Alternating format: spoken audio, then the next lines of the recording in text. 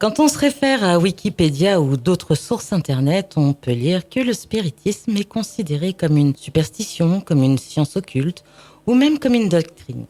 Codifié par Allan Kardec, pratiqué à la table de grands noms de notre histoire, pour beaucoup le spiritisme prête à sourire, pour d'autres c'est juste une activité dangereuse qui ouvrirait la porte à des entités pouvant nous posséder, nous hanter, voire nous vampiriser énergétiquement. Alors, le spiritisme est-il dangereux ou le danger viendrait-il d'une mauvaise pratique? Pour nous aider à mieux comprendre, à y voir plus clair, nous allons entrer en communication, non pas avec le Ouija, mais par téléphone, avec Guy Faverdin. Bonsoir, Monsieur Faverdin. Bonsoir à toute l'équipe et aux auditeurs. Vous êtes auteur de 2 livres qui traitent du sujet et témoignent de vos expériences en tant que spirit.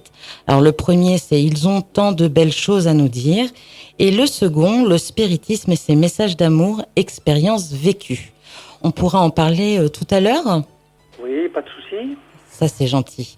Alors rentrons dans le vif du sujet et j'aurais aimé savoir quelle est pour vous votre définition du spiritisme. Alors, la définition du spiritisme est importante parce que c'est vrai qu'il faut savoir de quoi on parle lorsqu'on s'adresse à un public qui ne connaît pas trop le spiritisme en tant que tel et qui a surtout des idées reçues sur le sujet. Pour moi, le spiritisme, c'est un ensemble de moyens divers et variés qui permettent de rentrer en communication avec 2 mondes très distincts. Un qui est le nôtre ici, celui des vivants, celui dans lequel nous sommes incarnés, espace, temps, matière. Et un autre qui est plus subtil, qui est celui des désincarnés, que l'on appelle aussi esprit, entité, enfin peu importe le terme. Et tous ces moyens de communication, toutes ces méthodes engendrent 2 aspects bien différents. L'aspect pratique, matériel, quels outils nous utilisons pour pouvoir communiquer. Et je dirais l'aspect philosophique qui est aussi nettement plus important à mes yeux et qui est le sens que l'on donne aux messages que nous recevons, à leur enseignement, les leçons qu'ils nous donnent à apprendre et toutes les conséquences que l'on peut en tirer pour nos vies de tous les jours. Ah bah c'est une très belle définition. Vous utilisez quel support? Vous, c'est la Ouija ou le Ouija? 2 supports essentiellement, la planche Ouija et l'écriture inspirée qui était au départ automatique et qui est devenue inspirée. Les 2 sont aussi productifs l'un que l'autre. Pour ce qui me concerne, alors je parlerai toujours bien entendu que de mes propres expériences. La planche Ouija qui est allègrement décriée malheureusement a le mérite de créer des séances que l'on partage avec d'autres intervenants à la table, évidemment avec des esprits qui viennent se communiquer bien sûr, mais ça a ceci d'intéressant que c'est très communicatif, c'est très démonstratif, et c'est surtout des messages qui s'adressent en temps réel aux personnes qui sont autour de la table. L'écriture automatique et inspirée, c'est un petit peu plus personnel, c'est un petit peu plus dans l'intimité. Ça n'en demeure pas moins que c'est plus productif en termes de longueur de message ou de densité, encore que même avec la planche Ouija, on peut avoir des contacts, nous le verrons sans doute, avec des esprits très élevés, très éveillés, je dirais plutôt, des guides, entre autres. Vous disiez là à l'instant écriture automatique, puis écriture inspirée. C'est quoi? Ça veut dire qu'il y a une évolution dans l'écriture.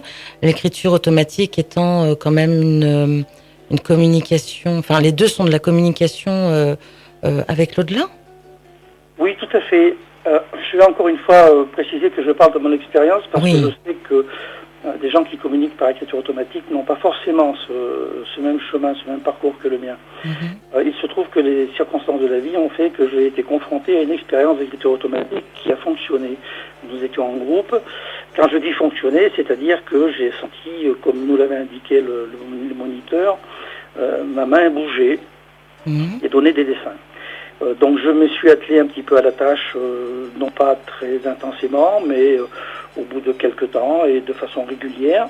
Et ces dessins ont pris de l'ampleur. Quand je dis des dessins, c'est des traits un petit peu aléatoires, et jusqu'à former des lettres. Quand les lettres ont commencé à se former, elles ont continué par donner des mots. Et moi, j'étais en relation avec... je souhaitais être en relation avec mon père qui était décédé quelques mois avant. Donc j'avais mis devant moi sa photo comme pour faire un point d'intérêt, si on peut dire.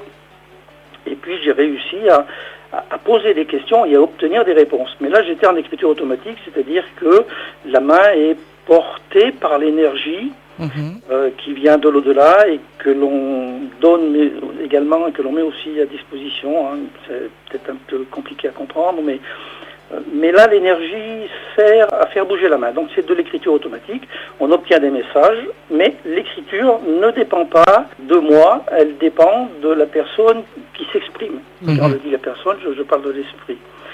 Donc ce sont des écritures qui généralement, en ce qui me concerne, se rapprochaient de celles de l'être qui communiquait de son vivant. Ouais. Ensuite, avec l'expérience, je dirais, avec l'habitude, avec la dextérité, l'énergie qui était nécessaire pour faire bouger le crayon, mon avant-bras, la main et tout l'ensemble, a été mise au service de la pensée. En réalité, j'ai pris à mon compte le fait d'écrire. Ça s'est fait involontairement, inconsciemment, je dirais même. Et cette énergie qui était consacrée au mouvement s'est transformée en communication, c'est-à-dire que je comprenais le mot suivant, le mot d'après, je comprends toujours d'ailleurs, le sens de la phrase, parfois même le sens du paragraphe qui va être dicté. Ça a un avantage évident, c'est que je vais écrire beaucoup plus vite. Ça a un inconvénient ou deux, c'est que je perds la sensibilité de l'écriture manuscrite de l'esprit qui se manifeste. Ceci étant, ça n'a pas très très grande importance. Le deuxième inconvénient, c'est que je peux mettre en doute ce que j'écris, Oui. Parce que ce n'est plus mécanique, c'est inspiré. Mais malgré tout, maintenant que je sais que je n'ai aucun problème là-dessus, il a bien fallu que je me rassure. Et ce n'est pas moi qui me suis rassuré, ce sont les esprits, notamment les guides, qui m'ont donné le moyen de me rassurer parce que j'ai été mis à l'épreuve. Un petit peu comme on est quand on fait des exercices en milieu scolaire. Oui, j'allais justement me dire, mais en fait, vous avez appris à écrire, quoi. Voilà, tout à fait. Il y a des leçons que j'ai plus ou moins vite apprises, d'autres qu'il a fallu que je révise. Mais au bout d'un certain temps, quand ça prenait de l'ampleur et de la vitesse, je savais le mot qui allait être écrit, et à la dernière seconde, c'est-à-dire au moment de l'écrire, c'est un synonyme qui s'écrit, et qui ne change en rien le sens de la phrase.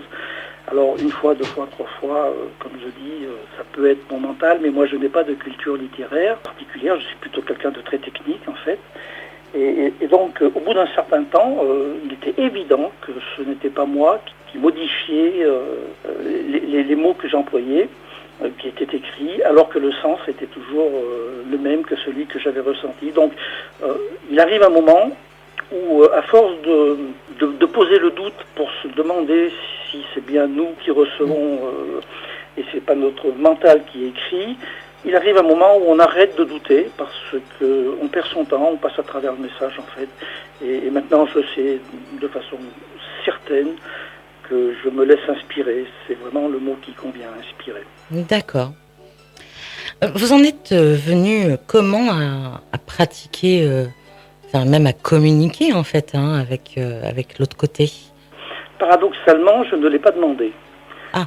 Ce sont les événements de la vie qui m'ont amené jusque-là. Je suis toujours dans un éveil spirituel depuis mon enfance, depuis mon adolescence.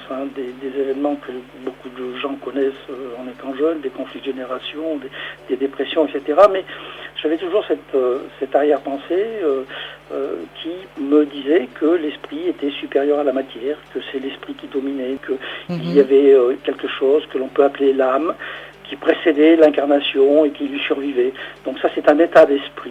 Ensuite, les événements de la vie ont fait que, ma foi, à 52 ans, il s'est passé 3 événements très importants dans ma vie. Le premier, c'est le décès de mon père. Jusque-là, rien d'anormal, je dirais, c'est dans l'ordre des choses. 3 mois après, je fais un infarctus. Ah. Donc tout le monde sait l'ampleur que peut prendre un infarctus. On touche du doigt la mort, mais moi ça s'est très bien passé, je n'ai pas basculé, mais ces 2 événements ont fait que j'ai compris, j'ai su que mon intuition ne m'avait pas trompé, que la mort n'est qu'un passage, elle n'existe pas en tant que telle. C'est juste une histoire de connaissance, de savoir. Et parce que je n'ai pas vécu le deuil de mon père au-delà de 3 jours et je n'ai pas eu une seule seconde peur de la mort quand j'ai eu mon infarctus. Alors si je dis ça, c'est simplement pour dire que j'avais quand même l'impression que mon état d'esprit orienté sur la survivance de l'âme n'était pas simplement une croyance, c'était quelque chose qui était intime et qui l'est toujours bien entendu. Et j'ai parlé d'un troisième événement important, c'est que à peu près à la même période, mon épouse et une amie et moi-même avons fondé une association dont le but est d'aider les personnes en souffrance à la suite d'un deuil. Mmh. Et c'est par le biais de conférenciers qui vont parler de sujets de l'au-delà, de la survivance de l'âme et de communication spirite, communication en salle par des médiums. Parfois ce sont les mêmes personnes qui interviennent. Et ces communications en salle mettent en contact les défunts avec des gens qui viennent. Donc c'est le but de l'association, il n'y a pas de sectarisme là derrière, il n'y a pas d'argent en jeu, c'est simplement une philosophie qui est axée sur la survivance de l'âme. Alors tout ça pour dire que, bien entendu, j'ai connu, et je connais toujours des conférenciers et des médiums, et j'en ai rencontré une de la région de Clermont-Ferrand, d'où je suis, avec qui mon épouse et moi avons lié amitié. C'est pas évident de parler régulièrement de spiritualité dans notre monde très matérialiste, et on avait beaucoup de plaisir à aller chez elle ou à venir chez nous pour partager des moments très intéressants sur la spiritualité, notamment axés sur la survivance de l'âme. Oui.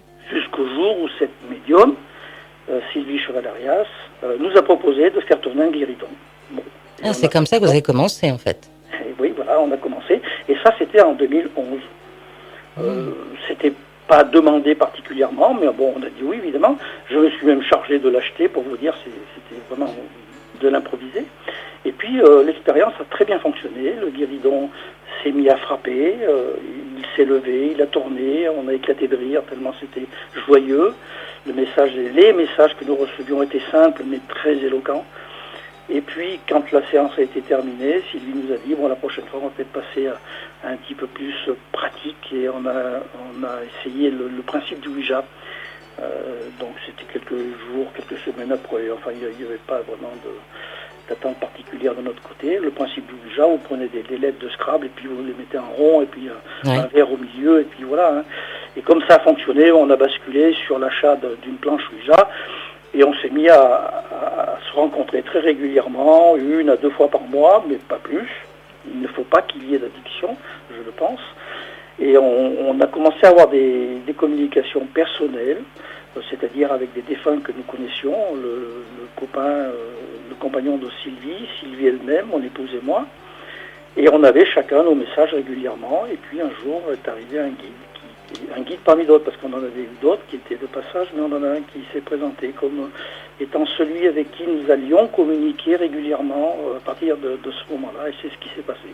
Et pour l'écriture automatique, je vous dis, c'est les circonstances de l'association Les Signes qui ont fait que j'ai été confronté à une expérience favorable qui m'a amené à pouvoir produire des messages. On pourrait dire que intrinsèquement, en fait, c'était entre les communications, la création de votre association, c'est un petit peu le but de vos séances, c'est de pouvoir aider les personnes endeuillées maintenant. Disons que je dissocie quand même un petit peu mon activité personnelle de l'activité de l'association. Ah oui. J'aime bien inventer l'association et son but. Mmh. C'est normal, j'en suis le président. Mais je n'aime pas me servir de l'association pour me faire un piédestal, si vous voulez. Je ne veux pas de ça. Ah oui, non, je ne le pensais pas comme ça. Oui, mais justement. J'ai compris aussi, mais je le précise quand même parce que c'est une notion à laquelle je tiens énormément. Évidemment que l'association Les Signes a un but orienté dans l'aide au deuil par le biais de la spiritualité et du spiritisme, et que nous, de notre côté, dans notre petit cercle spirit, eh bien, on a un peu le même but, si ce n'est qu'au lieu de venir en aide pour le deuil, on est dans l'éveil spirituel. Mais le but commun des deux actions, c'est bien toujours d'aider à l'évolution de l'être humain dans sa spiritualité. C'est d'ailleurs un point qu'avait soulevé Allan Kardec à son époque. Il disait que le spiritisme n'avait d'intérêt que parce qu'il participait à l'éveil de la société, de l'être humain. Vous parliez d'Allan Kardec. Le spiritisme d'aujourd'hui, est-ce que c'est le même que celui d'hier? Est-ce que les méthodes ont changé? Et puis, parler un petit peu de son histoire en France, surtout. Je pense que les outils ont évolué, Oui. pas fondamentalement, puisqu'il s'agit toujours de transmettre des formes pensées qui soient compréhensibles par nous qui sommes ici avec des yeux, des oreilles et des doigts. Et je pense que les tables tournantes qui étaient utilisées à l'époque de Victor Hugo et d'Alan Kardec, aujourd'hui n'ont pas tellement lieu d'être utilisées puisque les méthodes ont changé, les guéridons font le même effet mais sont moins contraignants, les Ouija sont restés toujours sur le même principe, même s'il peut y avoir des modèles différents. Après, l'écriture automatique, c'est toujours le même principe. Par contre, les méthodes ont changé par le fait que la technologie est venue avec le progrès, et notamment ce qui a permis à la TCI d'avoir sa place. La TCI, c'est la transcommunication instrumentale. C'est-à-dire que là, on fait appel à des moyens technologiques électroniques, d'enregistrement et d'écoute musicale, de radiophonie. Donc là, forcément, au XIXe siècle, on n'avait pas ce genre d'instrument. Mais pour le reste, je pense que la clairaudience, la clairvoyance, voire le channeling, le pendule, le guéridon, les tables tournantes, comme j'en ai parlé, ça n'a pas pu évoluer de façon fondamentale. Pour passer maintenant sur un petit peu l'histoire du spiritisme en France, moi je dirais, c'est une époque à laquelle je n'ai pas participé, du moins pas dans mes souvenirs. Et j'en ai que des grandes lignées. Je sais que c'est aux États-Unis avec notamment les Sœurs Fox que la notion de spiritisme est née, même si avant on avait des traces de ces informations qui remontent même à l'Antiquité. Mais l'information est arrivée vraiment en Europe, en Angleterre et en France, un petit peu avant 1850, je crois que c'est 1847, et c'est très vite devenu à la mode à cette époque-là, et on a vu l'émergence de cercles spirites un petit peu partout, dans les grandes villes, dans lesquelles il y avait bien entendu du sérieux et du moins sérieux, mais ça c'est la nature même de l'homme de se débrouiller pour qu'on tire parti d'une situation. Là où ça devient intéressant, au niveau de l'évolution, je suis convaincu que les bases qui ont été jetées par Alan Kardec, qui n'était pas fondamentalement spirit lui-même, mais qui a codifié le spiritisme, ces bases à lui sont restées d'actualité, même si le discours qu'il avait était empreint de religiosité. À cette époque-là, la religion n'était pas encore dissociée du pouvoir, donc il y avait toujours cette culture religieuse. On sort également d'années plutôt sombres, côté événements religieux tout au long des siècles. Donc il y avait cette empreinte. Ça c'est pour la tonalité du discours, mais le fond du discours lui-même, à mon sens, est toujours d'actualité. Ce que faisait Victor Hugo avant Alan Kardec, 2 ans avant Alan Kardec, de faire tourner les tables, il utilisait ce qu'on appelait les tables tournantes, qui étaient en fait des tables frappantes. Ma foi, c'était sans doute très très lent, mais ils avaient pour lui le temps, puisqu'il était en exil sur l'île de Jersey, et il faisait des séances de spiritisme de plusieurs heures, mais auxquelles participaient plusieurs convives, ses enfants, au bout des invités, des amis. Donc cette nécessité d'évolution du spiritisme par le biais de technologies nouvelles, c'est fait par le progrès même de la technologie, mais pas par la teneur même des messages. Je pense qu'il y a une très grande similarité entre les messages reçus à l'époque de Hugo et de Kardec et ceux que nous recevons aujourd'hui. Bien entendu que l'évolution de la société a fait que le langage n'est pas tout à fait le même, mais le sens profond des messages, oui. Voilà ce que moi je retiens de cette histoire du spiritisme en France. Après, il y a sans doute eu des événements marquants, mais qui pour moi n'ont pas fondamentalement d'importance. Entre le Ouija et les tables frappantes, les communications quand même devaient être un petit peu plus fermées, puisque une table peut répondre par un coup, tourner sur un côté, mais n'apporte pas de complément aux questions. C'est le guéridon qui nous a apporté l'explication. En réalité, c'est un coup pour oui, 2 coups pour non, c'est le principe de base. Mais la lettre A, c'est aussi un coup, la lettre B, c'est 2 coups, la lettre C, c'est 3 coups, etc. Jusqu'à 26.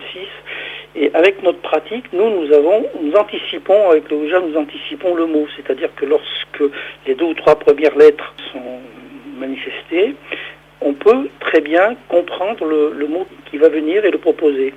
Si on se trompe, la goutte du Ouija continue de naviguer. Si on ne se trompe pas, elle va sur le oui et elle passe au mot suivant. Et on imagine que les tables tournantes fonctionnaient de la même façon. C'est-à-dire que elle tapait, mettons, 3 fois pour dire que c'était un C, puis 5 ou 6 fois pour dire que c'était un E, etc. Et si le mot venait, il était prononcé par un des participants, et la table tapait un coup pour dire oui, et passait au mot suivant. Bon, le principe est fondamentalement très lent, mais il y a quand même des possibilités d'accélérer un petit peu le processus. D'accord. Et donc Victor Hugo en a fait un livre. C'est un petit peu plus compliqué que ça. En fait, il a pris des notes pendant ses 2 ans d'exil à Jersey. Il a écrit 4 cahiers, dont 2 se sont égarés pendant quelques temps, et finalement ils ont été retrouvés, et puis ils ont été synthétisés dans un livre. Déjà au début du siècle, il y a eu une synthèse, mais qui ne prenait pas en compte tous les cahiers. Mais récemment, c'est Monsieur Patrice Boivin qui a mis en forme les 4 cahiers de Victor Hugo et qui en a fait un livre qui se nomme Le Livre des Tables. C'est un livre important. Alors on dit sur les livres des tables de Victor Hugo, en fait, Victor Hugo n'avait fait que mentionner les messages et les écrire, même si lui posait des questions. On est évidemment que lorsqu'on est en communication avec ce que l'on appelle des célébrités, il n'allait pas se gêner pour poser des questions à la Victor Hugo. Et les réponses étaient souvent d'une grande hauteur spirituelle. Et ça a donné lieu quand même à des cahiers qui sont d'une hauteur spirituelle assez considérable. Et cette synthèse qu'a fait Patrice Boivin, il l'a nommé le livre des tables de Victor Hugo. Bon, à mon avis, c'est une des références à connaître parce que son deuxième intérêt, au-delà de l'excellence de l'écriture et la hauteur des messages donnés, on a le fait que il a été en exil sur l'île de Jersey de 1853 à 1854, et c'est pendant ces 2 années qu'il a fait ses séances spirites. Donc il a précédé le travail d'Allan Kardec. Donc on ne peut pas dire que Victor Hugo a été influencé par Allan Kardec, ce qui aurait pu être le cas ou supposé être.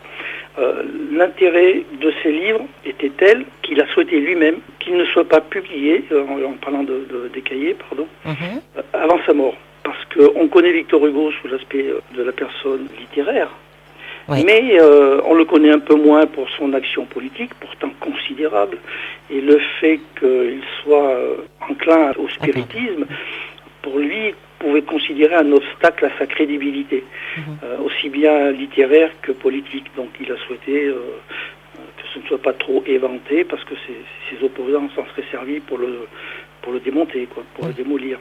Voilà pourquoi il n'a pas écrit vraiment de livre basé sur le spiritisme. Par contre, pour les personnes qui sont quand même assez éveillées, il semblerait que ces ouvrages qui ont suivi cet exil à Jersey était quand même influencé par ses séances spirites et les messages qu'il avait reçus.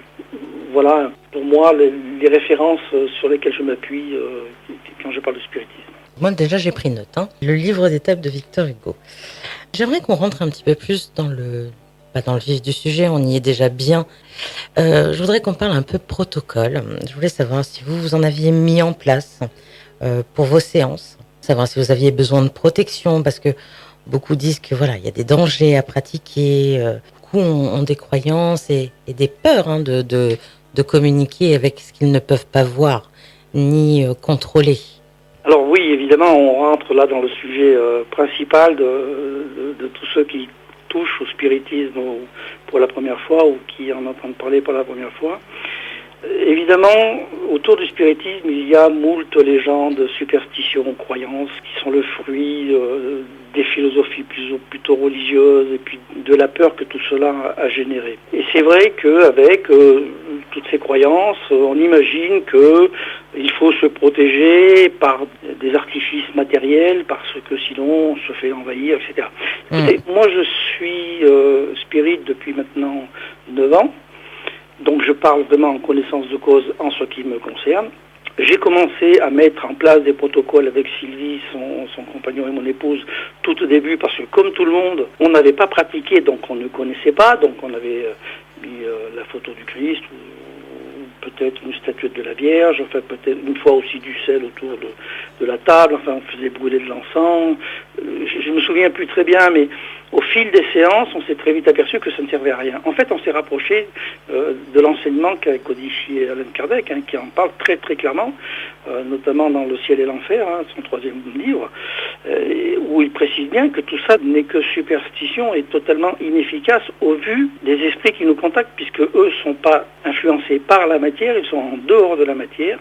Mais si ça permet à l'utilisateur, au spirit, à celui qui communique, si ça lui permet d'acquérir une certaine sérénité, si ça lui donne confiance, ça ne les dérange pas. Voilà, ça m'a été donné aussi en écriture automatique.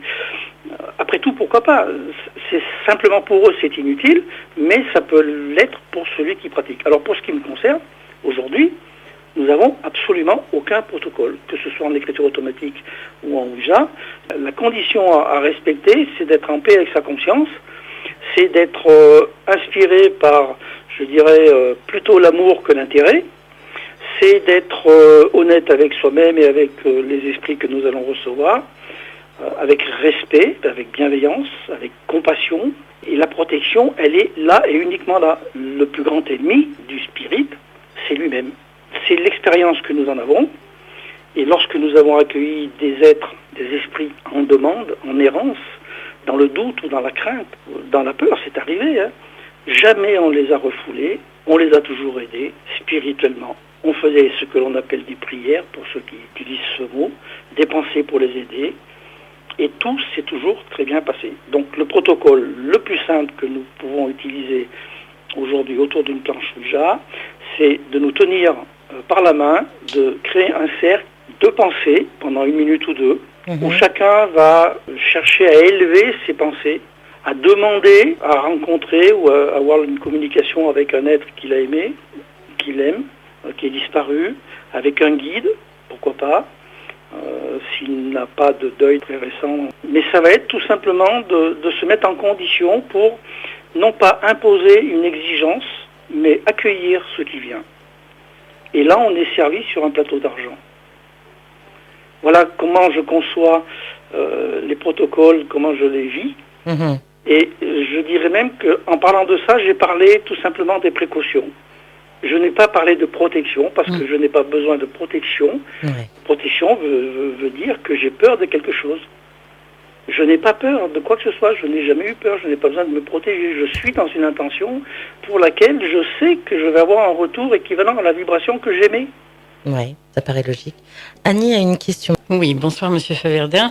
Donc, moi je suis psychotarologue, je suis passionnée par Allan Kardec, j'ai fait sa connaissance il y a plus de 50 ans, et je pratique le Ouija. Ma question est, lorsque l'on pratique ce Ouija et qu'il y a dans une pièce à côté des gens qui sont plutôt négatifs, est-ce que ça peut influencer ou il vaut mieux pas le faire? Écoutez, moi je dissocie totalement l'espace, le temps et l'environnement de la pratique spirit. Alors il est évident que je ne vais pas faire de séance de spiritisme au milieu d'une fête foraine. Non, ça, c'est sûr. Je vais plutôt privilégier un endroit simple, calme, mais ça c'est simplement pour un côté pratique. S'il y a des gens que vous dites négatifs, c'est que je vais être un petit peu dur en le disant, mais vous portez un jugement sur des attitudes ou des gens ou des personnes qui sont autour de vous. Moi, quand je fais du spiritisme, quand on est autour de notre table, on n'a pas de jugement à porter à qui que ce soit. On a reçu des personnes qui sans doute étaient négatives, mais ou positives, je ne sais pas. Oui. Alors je voulais juste préciser que c'était pas tout à fait les gens qui sont autour de la table. C'est des gens qui sont dans des pièces extérieures, style des jeunes, etc., qui fument un peu du shit, il y a de l'alcool, mais on n'est pas du tout dans la même pièce. Donc, mais je comprends pas pourquoi ils auraient une influence sur... Non, c'est pour ça que je vous pose la question. Est-ce que ça peut avoir une influence? J'ai pas dit qu'il y en avait. Personnellement, j'y suis pas sensible. D'accord. Alors, par contre, s'ils font du tapage, du bruit, s'il y a de la musique très très forte à côté, c'est évident que ça va déranger, mais on n'est pas non plus dans une recherche immédiate de résultats quand on fait du spiritisme. Oui, non, mais on peut patienter un petit peu. Votre réponse me convient parfaitement. Bon, si ça convient à Annie, c'est parfait. Oui. A-t-on vraiment besoin de la présence d'une médium ou d'un médium pour pouvoir mener à bien une séance? J'aime bien prendre des analogies avec la vie de tous les jours. Ouais, Lorsque vous apprenez à l'école, vous avez un professeur, un instituteur qui vous permet tout simplement d'apprendre plus vite. oui. On peut très bien être autodidacte et apprendre tout seul. Ça met peut-être plus de temps. Quoi qu'il en soit, plus il y a d'enseignants et plus vite on atteint son but. Alors moi j'imagine par expérience que lorsque l'on est en présence de médiums qui ont déjà des capacités avérées, ça peut aller plus vite. Mais je sais aussi que autour de moi, dans mes connaissances, des gens se sont mis à faire de Ouija sans la présence de médiums. Est-ce à dire que nous sommes tous médiums? Je crois que quelque part, oui. Oui. Nous sommes tous en capacité de le devenir. Et pour certains, ça va aller plus vite que pour d'autres. Mais c'est exactement la même chose pour la peinture, pour la musique, pour n'importe quelle activité humaine. Et c'est vrai que pour apprendre, c'est plus facile, c'est plus rapide d'être en présence de quelqu'un qui sait. Mais je ne considère pas que ce soit une obligation absolue, parce que je peux dire que jusqu'à l'année 2013, où j'ai commencé à attaquer l'écriture automatique moi-même, donc quelque part j'ai développé des capacités médiumniques, je n'en avais absolument pas conscience. Donc c'est très difficile de dire que quelqu'un est médium ou ne l'est pas. C'est sa propre expérience qui pourra lui dire. Voilà. Oui, j'aime beaucoup beaucoup cette réponse. Ouais. Oui. C'est quelque chose dont on se doutait quand même un petit peu. Oui. Voilà. Ça simplifie.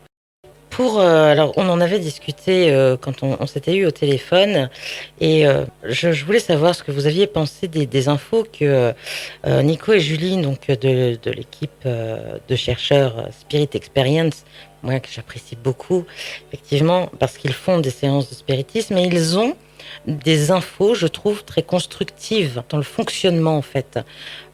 Donc, un de leurs sages leur avait dit, voilà, il faut un émetteur, un récepteur, un rechargeur. Bon, après, pour une enquête, il faut un lieu, une histoire, voilà. Mais vous en pensez quoi? Parce que une séance de Ouija, est-ce qu'on peut en faire une tout seul, ou est-ce qu'on a vraiment besoin d'autres énergies pour pouvoir faire fonctionner la machine, si je peux Alors, il y a dire. plusieurs questions dans ce que vous venez de demander. Personnellement, ça m'est arrivé à plusieurs reprises de faire du Ouija tout seul. Bon, Ah oui. ça marche. C'est beaucoup plus lent parce que je ressens une énergie qui est uniquement la mienne et que je partage avec les esprits qui communiquent. Plus il y a de gens énergétiques autour de la table et plus le résultat sera efficace. Ça me paraît logique, c'est une simple déduction et c'est aussi l'expérience que j'ai vécue. Donc je pense que je ne m'égare pas trop en disant ça, mais je ne suis pas certain à 100% de ma réponse. Tout dépend de la capacité médiumnique des intervenants. Pour ce qui est de l'environnement, moi je n'en ai pas besoin parce que, je vous l'ai dit tout à l'heure, je dissocie complètement l'activité spirit de l'environnement. Et vous me parlez de SXZ, nos amis Nico et Julie, que moi aussi j'apprécie énormément, et qui eux ont une démarche un petit peu différente. Mais il faut bien comprendre que leur but n'est pas le même que le mien. Non, bien sûr. Eux, ils cherchent à vraiment, non pas démystifier, mais faire connaître et partager des expériences par le biais d'enquêtes. Donc, qui dit enquête, dit une mise en scène dans un lieu spécifique, je dirais presque un scénario, même s'il est improvisé, pour qu'il donne l'impression de faire un travail constructif autour d'une réflexion, d'un décor, etc., etc. Et ils ont des messages qui d'ailleurs sont de plus en plus élevés, là je vous rejoins.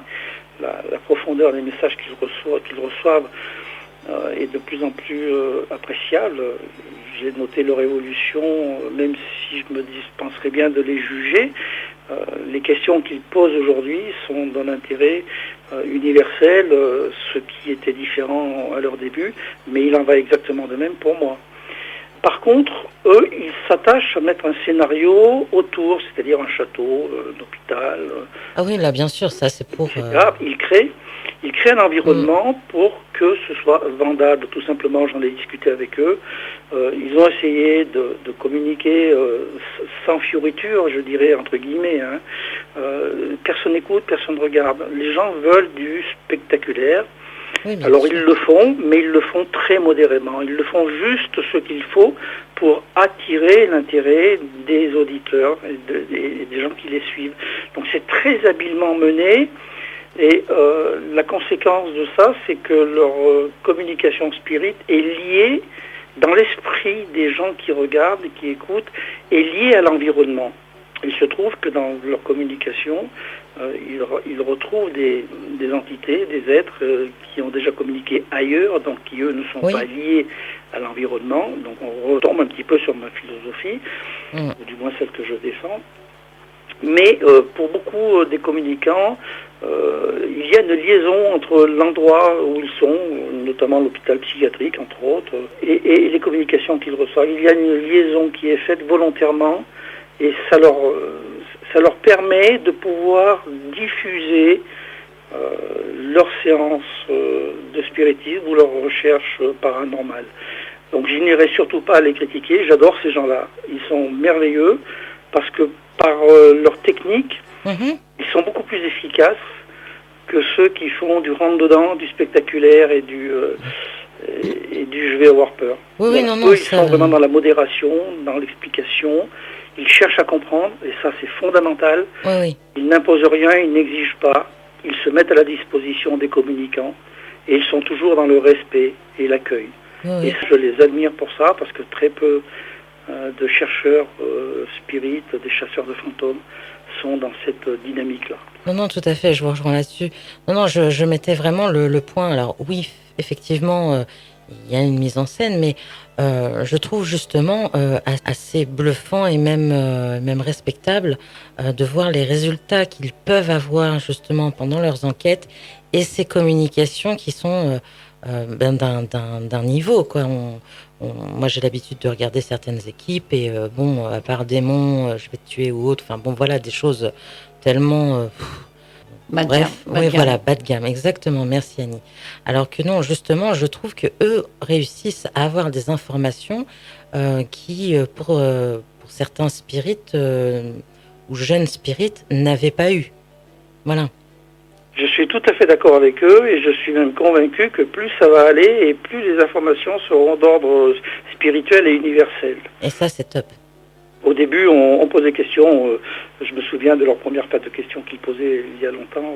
Où est-ce que vous êtes mort? En quelle année vous êtes mort? Est-ce que vous avez vécu longtemps ici? Tout ça, je ne veux pas dire que ça ne servait pas à grand-chose, parce que moi-même, je suis passé par ces départs. Mais maintenant, ils posent des questions qui ont trait à l'existentiel et ils ont des réponses qui vont avec. On a des réponses en relation, en rapport avec les vibrations que nous émettons. Ils sont simples, ils sont respectueux, ils sont bienveillants. Ils ont des réponses simples, respectueuses et bienveillantes. Tout à fait. On parlait d'échanges, donc justement, ils ont de beaux échanges. Vous en avez aussi. Quels ont été pour vous les plus beaux échanges? Parce que quand on va sur votre site, on a cette chance quand même de pouvoir lire de très beaux poèmes. Donc, je pense que ça doit faire partie quand même de vos plus beaux échanges. Effectivement. Il y a une évolution entre les premiers contacts que nous avons eus, comme je vous ai décrit tout à l'heure, avec nos proches, notre famille, et puis c'est vrai des messages plutôt simples, et puis les messages que nous avons aujourd'hui. Mais je tiens à préciser une chose, c'est que nous n'avons jamais demandé à rentrer en contact avec ce que nous appelons des célébrités ou des êtres très éveillés. Nous sommes toujours dans l'accueil de ce qui se présente. Je ne sais pas le définir autrement, mais il est vrai qu'aujourd'hui, la hauteur spirituelle des messages que nous avons sont extraordinaires, mais nous étonnent, nous, autant que vous. Lorsque, à la maison, nous avons reçu Salvador Dali, lorsqu'une amie de ma fille, qui est toujours graphiste, a été inspirée par Salvador Dali, je ne veux pas raconter l'histoire, elle est dans mon deuxième livre, c'est quelque chose d'époustouflant, mais lorsque l'on reçoit Balavoine, qu'on ne l'a pas demandé, lorsque l'on reçoit...